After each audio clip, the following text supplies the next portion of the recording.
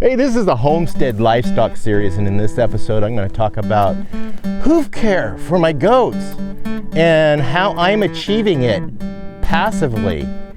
It's not neglectful, it's actually thoughtful. Stay tuned.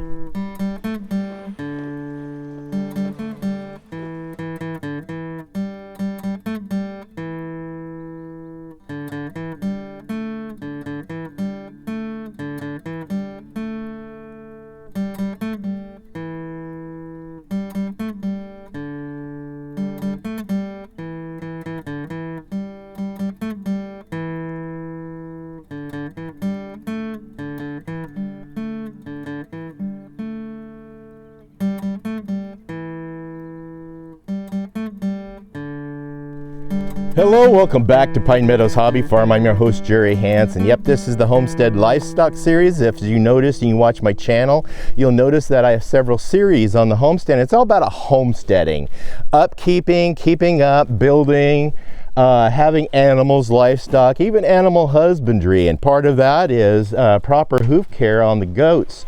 The goat is the only animal I have on my farm that has hooves. So I want to share with you guys how I do hoof care, and it's very passive. And I'll share with you how I came up with the idea.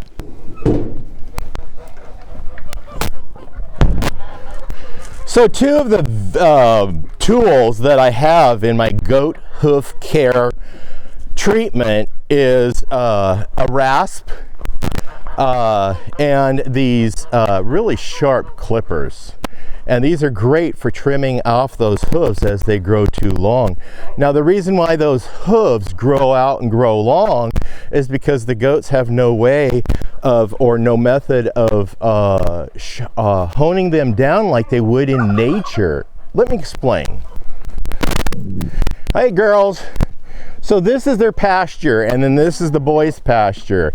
And when you're raising goats on pasture, you have nothing but soft ground. Or if it's a dirt bottom floor on a shed or a barn, you know, the goats have no way of honing their hooves down. So when I constructed my barn specifically for goats, we ended up with pigs in here first, but it worked for the pigs also because they were hoofed animals. And then also the billy goats. When I constructed the billy goat barn, I implemented the same method. Now, mind you, in nature, the hoof of the goats don't get trimmed. People don't chase them around with these clippers and make sure the wild goats' hooves are trimmed. That would be funny to get on video, to see people trying to trim wild goat hooves. Yeah, right. So thinking about the wild goats and how they're able to keep their own hooves trimmed down without having to, you know, growing way out, like my goats, because they're domesticated, they're in a confined area, it's totally soft ground, and there's no way that they can get their hooves trimmed down or even honed down. So when I built the barn and the billy goat barn, I'll show you what I built in. I built in a cement slab in both barns with a roughened surface. I did a washed cement surface, so there's rough rocks over the surface. So in nature, a goat will climb on rocks or walk across gravel or go to a riverbed and drink some water. Chances are there's rock surfaces that they stand on to get some drinking water. You know, there's a variety of different landscapes which a goat can choose to be able to hone its own hoof down. And so when I installed this cement slab on the barn, folks, I have not had to do hoof care. I have not. These are brand new. I use these to cut the baling string off the hay bales instead of trimming the goat hoofs, but I do inspect them periodically to make sure they're healthy and they're in good shape in case I do have to trim them. But they're doing it themselves because I implemented this rough surface cement slab. Now, when I build something, I put a lot of thought into it, and I think about the animal and how the animal